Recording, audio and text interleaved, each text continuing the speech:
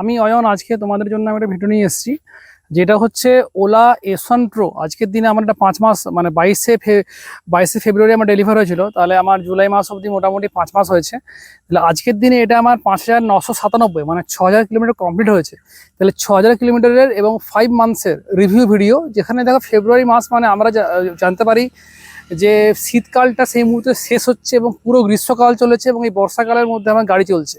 তাহলে এই যে 3টে সময় আমি পেরিয়েছি, সম্পূর্ণ শীত বলবো না, কিন্তু তবুও তো আমি তো ফেব্রুয়ারি এবং মার্চ মাসটা পেয়েছিলাম। তারপর দেখো এই বছর গরম মানে প্রচণ্ড গরম। তাহলে এইটা যে আমরা পেয়েছি, তাহলে এই যে গরম, কিছুটা শীত এবং পুরো বর্ষার মধ্যে আমার এখন গাড়ি চলছে। তাহলে এবং আমার 6000 কিলোমিটার চলেছে, তাহলে এর মধ্যে কি কি সমস্যা এসছে বা টোটাল যে আমার S1 প্রোর যে ভিডিও, যে রিভিউ ভিডিও, যে 6000 কিলোমিটারের মধ্যে আমার কি কি সমস্যা এসছে কিনা আমি যে এই ভিডিওর মধ্যে আমি নিয়ে আসছি। তোমরা দেখো, আমার এটা আমি চালাচ্ছি, আমার এই মুহূর্তে আমি এক কথা বলবো, এই মুহূর্তে কোনো প্রবলেম নাই, তবে প্রবলেম আসতে পারে, এটা যেহেতু ইলেকট্রনিক্স গাড়ি। আর আমি এইটা নিয়ে ভিডিও করছি, তোমরা দেখো। যদি আমার ভিডিও তোমাদের ভালো লেগে থাকে, তোমরা চ্যানেলটাকে লাইক করবে, শেয়ার করবে, সাবস্ক্রাইব করবে। তোমরা চ্যানেল দেখছো, তোমাদের পছন্দ হচ্ছে, কিন্তু তোমরা সাবস্ক্রাইব করছো না, এটা নয়। তোমরা সাবস্ক্রাইব করবে এবং জানাবে যে কোথায় আমার ভুল হচ্ছে বা কোন কোন জায়গায় ইমপ্রুভমেন্ট করার প্রয়োজন, আমাকে তোমরা কমেন্টে জানাবে। দেখো, এইটা আমার S1 প্রো, যেটা আজকের দিনে দেখো 5997 মানে এটা 6000 কিলোমিটার আমার চলেছে। তাহলে আমি এখন 30 কিলোমিটার আমি এখন ড্রাইভ করে এসেছি, মানে আমি এখন গাড়ি চালিয়ে এসেছি। এমনি আমার যে 6000 কিলোমিটারের মধ্যে আমি আমার রিভিউটা আমি দেবো। তা প্রথমে আমি তোমাদের দেখাই যে আমার যে টোটাল যে 30 কিলোমিটার চালিয়েছি। দেখো, আমার এফিসিয়েন্সি হচ্ছে 24.5 ওয়াট আওয়ার পার কিলোমিটার। এটা আমি মোটর সাইকেলের মতনই চালাই, মানে এক কথায় বলতে গেলে এইটা আমার মানে একটা মোটর সাইকেল যেমন করে লোক চালায়, যেমন দেখো টপ স্পিড 57, অ্যাভারেজ স্পিড 34, এবং আজকের দিন মানে টোটাল আজকে সকাল থেকে চলেছে 62.3 কিলোমিটার।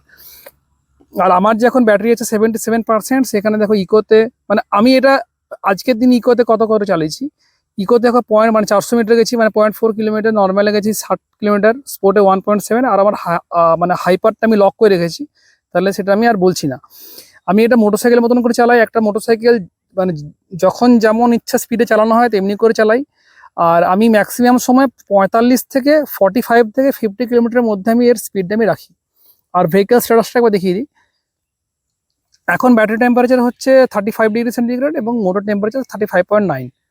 এমনি ঠিকই আছে। এরপর আমি আমার রিভিউটা শুরু করছি। তোমরা দেখো যে আজকের দিনে যে 5 মাস হয়েছে আমার গাড়ি, আমি একটু উঠে আসি। 5 মাস যে হয়েছে আমার গাড়ি, কিন্তু কেনার দিন যেমন ছিল ফিট অ্যান্ড ফিনিশ, আজকের দিনও তাই আছে।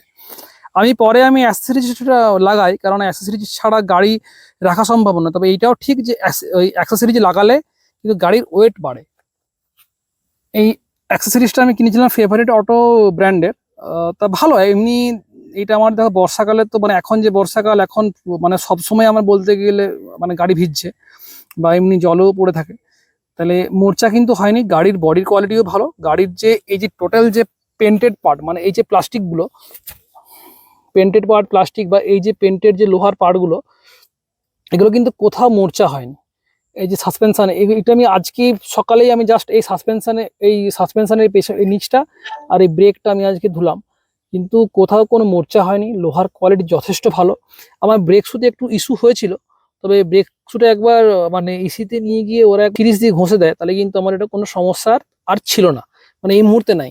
এমনি যে বডি কোয়ালিটি খুব ভালো। বডি কোয়ালিটিতে কিন্তু কোথাও মরচে পড়েনি। দেখো, এগুলো কিন্তু সমস্ত মানে নিচে যেহেতু ঘষা লাগে, তাহলে এই নিচে কিন্তু এই নিচের পোর্শনটা কিন্তু আমার রংটা উঠে গেছে, জাস্ট এই নিচটা, কিন্তু আমার মরচে কিন্তু কোথাও পড়েনি। এই যে গাড়ির মধ্যে মানে গাড়ির যে টোটাল যে বডির মধ্যে যে পেন্টেড পার্ট, এই যে বর্ষাকালে চালানোর পরেও কিন্তু কোথাও মোর্চা হয়নি। আর আমি প্রথমেই বলেছিলাম যে আমি শীতকালে চালিয়েছি, দিয়ে প্রখর গ্রীষ্মে চালিয়েছি। প্রখর গ্রীষ্মে আমার 60 কিলোমিটার, প্রায় 60 কিলোমিটার, কোনোদিন 65 কিলোমিটার আমি চালিয়েছি। এটা তাতেও কিন্তু আমার মোটর বা ব্যাটারিতে যে টেম্পারেচার যেটা ছিল সেটা কিন্তু মেনটেন ছিল, যে ওভার টেম্পারেচার করে এমনি কিন্তু কিচ্ছু নয়। তোমরা দেখতেই পাচ্ছ যে আমার গাড়িটা কি পরিমাণ ধুলো হয়েছে। এই পোর্শনটা বাদ দাও, এটা আমি আজকে আমি মানে ধুলাম আজকে, কারণ এই যে ময়লাগুলো যে S1 প্রো যখনই চলে তখন যে ময়লাগুলো সেটা মানে পেছনের চাকার ময়লাগুলো পুরো এটার উপর পড়ে, আর সামনের চাকার ময়লাগুলো পুরো ডিস্কের উপর পড়ে। যাদের S1 প্রো আছে জেনারেশন 2, তারা অবশ্যই জানতে পারবে, মানে তারা জানবে যে কি পরিমাণ ধুলোবালি এর উপর পড়ে। তাহলে ওই কারণে আমার শব্দ আসছিল ব্রেক থেকে, তাহলে সেইটা আমি পরিষ্কার করি।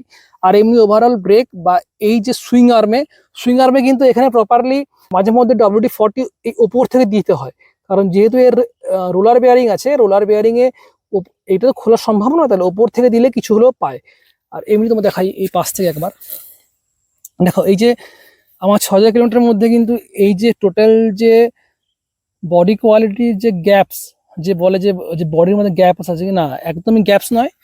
দেখো এই দিকের পোর্শনটা একবার দেখিয়ে দিই, এইখানেও কিন্তু কোথাও গ্যাপ নেই। কেনার দিন যেমন গ্যাপ ছিল তেমনি আছে, আমার বাড়েনি। আমি পরে দেখাচ্ছি কেন বাড়েনি। বা দেখো এইটা যে সামনের চাকাটা, নাম্বারটা আমি হাইড করার চেষ্টা করব। এটা সামনের চাকাটা, এইটাতে আমার প্রথমে একটু প্রবলেম ছিল। এইখান থেকে আগে যে অয়েলটা, যে সাসপেনশন মানে শকার অয়েলটা, এটা কিন্তু আগে লিক করতো। মানে এই সাসপেনশনের প্রথম যে এটা রিপ্লেস হয়, রিপ্লেস হওয়ার আগে কিন্তু সাসপেনশনে অয়েল লিক করতো, সেটা কিন্তু রিপ্লেসের পর আর হয় না। যাদের গাড়িতে নতুন তোমরা গাড়ি কিনেছো মনে হচ্ছে যে শকার অয়েল বা সাসপেনশন অয়েল জমছে, ওটা কিন্তু কোনো সমস্যা নয়। কারণ গাড়ি চলতে চলতে হয়, মানে অনেক ক্ষেত্রেই সাসপেনশন অয়েল বেশি থাকে একটা শকারে, তাহলে সেই কারণে হয়তো উপরে জমে। কিন্তু দীর্ঘদিন চালানোর পর কিন্তু সেই সমস্যা থাকে না। সেই সমস্যা আমারও নেই। এটাই আমাকে ইসিতে বলেছিল, কিন্তু আমি মানিনি ওদের কথায়। ওরা আমাকে রিপ্লেস করে দেয়, কিন্তু ওদের কথায় ঠিক। আমি আজকের দিনে দেখায়, দেখো এই কি পরিমাণ ময়লা জমেছে, কি পরিমাণ। কিন্তু গাড়ির কোয়ালিটি এত ভালো, কোথাও কিন্তু কোনো মোর্চা হয়নি। আর সঙ্গে এই অ্যাক্সেসরিজ যে পরে লাগিয়েছিলাম, এই এই অ্যাক্সেসরিজও কিন্তু কোনো মানে মোর্চা বা কিছু নেই। আর এইটা হচ্ছে অ্যালয় হুইল, লোকে বলে লোহা, কিন্তু লোহা নয়, এটা হচ্ছে সম্পূর্ণ কাস্ট অ্যালুমিনিয়ামের অ্যালয় হুইল। এইটাও কিন্তু কোথাও কোনো দেখবে যে ওই অ্যালুমিনিয়ামে অক্সিডেশন হয়, দেখবে সাথে সাথে ছুপ পড়ে, কিন্তু এমনি কিন্তু কোথাও কিছু না, সমস্ত কিন্তু ভালো। আমি যে বলছিলাম যে সামনে যে ডিস্কের অবস্থা, দেখো আমার ডিস্ক প্যাড, সামনের চাকার ডিস্ক প্যাডটা এখন যথেষ্ট আছে। লোকে বলে যে সামনের চাকার ডিস্ক প্যাড ওই আগে খায়, কিন্তু অমনি নয়। আমার সামনের চাকার ডিস্ক প্যাডটা আমি দেখেছি, আমি ক্যামেরা দেখাতে পারবো না, কিন্তু আমার যে পরিমাণ আছে এর কিন্তু ক্ষয় বেশি হয়নি। আর পেছনের চাকাটা তো, পেছনের চাকার ডিস্ক প্যাডটাই মেন ঘষে, তাহলে ক্ষয়টা হয়েছে কিন্তু খুব বেশি নয়। আমার এখনও আমি আশা করি যে 1003 কিলোমিটার চলবে। তবে যেহেতু বর্ষাকাল এখনো বাকি আছে, কতটা চলবে সেটা শিওর নয়, কিন্তু এমনি ড্রাইভিং এক্সপিরিয়েন্স আমার মোটামুটি 6000 কিলোমিটার চলবে। আর এইটার হচ্ছে কি এসন প্রোর যে সমস্যা হচ্ছে একটা বলি, এই যে চাকার যে গোটা ময়লাটা সেটা ওপরে যায়, দিয়ে ওপর থেকে কিন্তু সব ময়লা কিন্তু এই ডিস্কের ওপর পড়ে, মানে ডিস্ক প্যাডে বা ডিস্ক ক্যালিপারের ওপর পড়ে। তাহলে সেক্ষেত্রে ডিস্ক প্যাডের সাথে এটা কিন্তু রাবিং হয়, যে বালিগুলো পড়ে এর সাথে ঘষা হয়। এই একটা সমস্যা। এটা যদি কোনোটা কভার থাকতো ওই অ্যাপাচির মতন, তাহলে কিন্তু সুবিধা হতো। মানে একটু দেখে নাও। আর এমনি আমার এই টোটাল দেখো, আমার বডির যে গ্যাপটা একবার দেখে নাও, বডি কিন্তু আমার গ্যাপ বেশি নাই। আমার বডিতে কিন্তু সামনে থেকে দেখতে গেলে গ্যাপ বেশি নাই। এর মূল কারণ হচ্ছে এই মারুতি ব্যালেনোর লক। এই মারুতি ব্যালেনোর যে বাম্পার লকগুলো থাকার কারণে আমার গ্যাপ বেশি নাই। আর একটা হচ্ছে কি, এই যে এই ব্রেকের পাইপটা কিন্তু এটা আমার লাগছে। ব্রেকের পাইপটা লেগে দেখতে হচ্ছে যে কেমন একটা ঘষে দিয়েছে। এটা একটা সমস্যা। এটা আমি ইসিতে আমার মানে বারবার যাই, কিন্তু বলা হয়নি, এটা বলবো। নাহলে সব দিয়ে এখানে একটা রবারের একটা পাইপের মতন করে এটাকে ডেনড্রাইট দিয়ে চিটিয়ে দেবো, যাতে এখানে যাতে ঘষলে যাতে আর কোনো সমস্যা না হয়। এই আর কি, এমনি বিশেষ কোনো সমস্যা আমার নাই, গাড়ি চলছে। আর এইদিকে পাশ থেকে একবার দেখিয়ে দিই, এই পাশ থেকে একবার দেখালে দেখবে এইটা আমার পাশের দিকে ওভারভিউ। এমনি গাড়িতে কোনো সমস্যা নাই, এইদিকে কোনো প্যানেল গ্যাপ নাই। যেমন কেনার দিন ছিল তেমনি আছে। আমি পরে স্ট্যান্ডটা বদলাই, সেটা আলাদা কথা, কিন্তু এমনি কোথাও কোনো যে গাড়ি এত যে বর্ষায় চলেছে কোনো সমস্যা যে এমনি কিন্তু নয়। তবে পরবর্তীকালে কি হবে ব্যাটারি সেটা আমি জানি না। তবে আমার এই 6000 কিলোমিটার কিন্তু রেঞ্জ কিন্তু কমেনি। মোটামুটি আমি মোটরসাইকেলের মতন করে চালাই, যে তোমরা দেখতেই পেলে যে আমার ম্যাক্সিমাম স্পিডটা কত, তাতে আমি মোটামুটি 130 কিলোমিটার কিন্তু আমি রেঞ্জ পাই। এইটা আমার যে বাম দিকের সুইং আর্মের পোর্শনটা লেফট সাইডে, এইটা হচ্ছে রোলার বেয়ারিং আছে এটার নিচে। আর এইখানে কিন্তু আমি মাঝে মধ্যে যে কোনো পেনিট্রেটিং স্প্রে বা যে কোনো লুব্রিকেন্ট আমি দিই, তাহলে কি হয়, এইখানে যে টোটাল যে এই সিস্টেমটা আমার কিন্তু হালকা হলেও লুব্রিকেট থাকে। আর এইটা হচ্ছে আমি ডবল স্ট্যান্ড আমি পরে লাগিয়ে ছিলাম, ডবল স্ট্যান্ডটা লাগানো আছে। ডবল স্ট্যান্ড লাগানো সুবিধা হচ্ছে, একে তো ডবল স্ট্যান্ড, প্রয়োজনে লাগানো যায়। দ্বিতীয় হচ্ছে যে যতবার আমি নিচে কোনো কিছু যদি বাম্পার টাম্পার পাই, সেটা কিন্তু দেখো এটা কিন্তু অনেকটা উপরে আছে, তোমরা হলো দেখলে বুঝতে পারবে। তবুও কিন্তু আমার নিচে যদি লাগে, নিচে লাগলে কিন্তু আমার এই পোর্শনটা থেকে রক্ষা পায়, মানে এই পোর্শনটা ঘষা আমার কিন্তু রক্ষা পায়, তো তোমরা লাগাতে পারো। আর বেল্টে বলি, বেল্টে কিন্তু একটা সমস্যা হয়। বেল্টে কিন্তু আমার এমনি বেল্টে ইনসার্চ কোনো সমস্যা নেই, কিন্তু কি বলছিলাম যে চাকার যে ময়লাগুলো ওটা কিন্তু বেল্টে এসে পড়ে। তোমরা যদি দেখো দেখতে পাবে, দেখো বেল্টের কি অবস্থা। এইটা সুইং আর্ম, এই সুইং আর্মের যা ময়লা সমস্ত কিন্তু চাকার উপরে, মানে চাকার যা ময়লাগুলো সমস্ত এখানে এসে পড়েছে।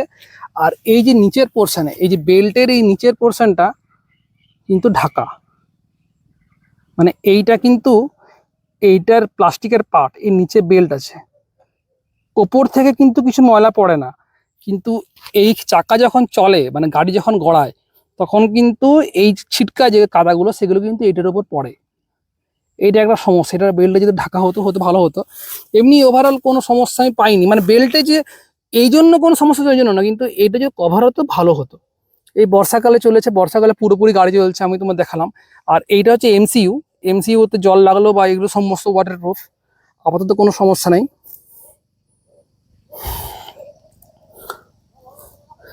আর এইটা আমার গাড়িটা, নাম্বার প্লেটটা পরে আমি হাইড করে করে দেবো। এইটা আমার টায়ারটা কিন্তু আমার খুইলেও এখন আমার মনে হয় যে প্রায় এখন 1058 কিলোমিটার যাবে। আমি এটা ধরেছি মোটামুটি 15,000 কিলোমিটার অবধি, এইটা আমি আশা করি 15,000 কিলোমিটার পর্যন্ত তোমার যাবে। এটা 15,000 কিলোমিটার গেলে মোর দেন এনাফ, আর আমার চাই না, কারণ এই টায়ারের দাম 1250 টাকা। আমি অলরেডি একটা কেনা আছে, কারণ লিক টিক হয়ে গেলে আমি টায়ারটা পাবো না। খুব মাপটা অড মাপ, 110/70 12, মানে 110/70 সেকশন, 12 হচ্ছে ডায়ামিটার। টায়ারটা কিন্তু অন্যান্য যে গাড়িগুলো আছে S1 AR, S1X, S1X plus, এগুলোতে কিন্তু গাড়িটা একটু ছোট, মানে নিচু, প্রায় 1 ইঞ্চ খানি নিচু, কিন্তু ভালো। আর শেষে এর চার্জিং ফ্ল্যাপটা একবার দেখিয়ে নিই। এই যে চার্জিং ফ্ল্যাপটা কিন্তু আমার খুব সুন্দর, খুব স্মুথ আছে, তোমরা দেখতে পাচ্ছ একদম স্মুথ আছে, কোনো সমস্যা হয়নি। মাঝে মধ্যে এইটা সমস্যা করে, এটা অনেকেরই সমস্যা করবে। তোমাদেরকে আমি বলছি যে তোমরা এটাতে একটু যে কোনো পেনিট্রেটিং স্প্রে বা একটু মানে মোবিল ইঞ্জিন অয়েল তোমরা এখানে দেবে, দিলে কিন্তু আর সমস্যা হবে না,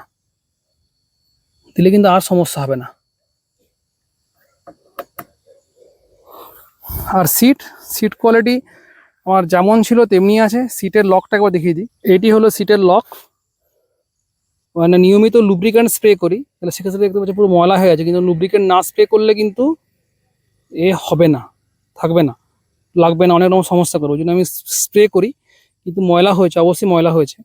আর এইগুলো কিন্তু তোমাদের প্রত্যেকের কিন্তু খুলে খুলে পড়ে যায়। এটা কিন্তু কেনার পর গাড়ি যখন কিনবে তারপর কিন্তু এখানে ডেন্ড্রাইট বা অন্য কোনো আঠা দেবে, মানে সিনথেটিক এডেসিভ দেবে, যাতে এটা না খুলে না পড়ে যায়। এমনি ওভারঅল আমার গাড়ি চলছে, আমার গাড়ি ভালোই চলছে।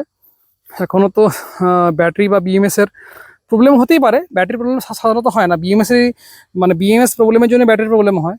ওর ইনসার্চ এগুলো তো হয়নি, আমি এখন চালাচ্ছি, এরপর যেমন চলে সেটা তোমাদেরকে আমি ভিডিওতে আমি নিয়ে আসবো।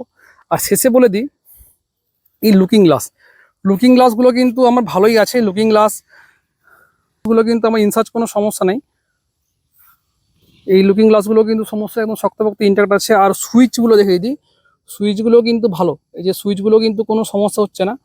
সুইচগুলো আমার কেনার দিন যেমন ছিল আজকেও সেইটা আছে। আর এইটার যে স্মুথনেস ঠিকই আছে, দেখতে পাচ্ছ যে টোটাল যে রবারের টেক্সচারটা কেনার দিনের মতনই আছে।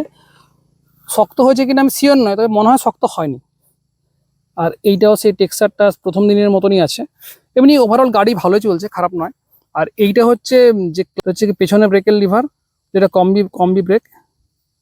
কোয়ালিটি কিন্তু একই আছে, প্রথম দিন কেনার মতনই আছে, কোনো সমস্যা নেই। আর যদি আমার ভিডিও তোমাদের ভালো লেগে থাকে, লাইক করবে, শেয়ার করবে, সাবস্ক্রাইব করবে।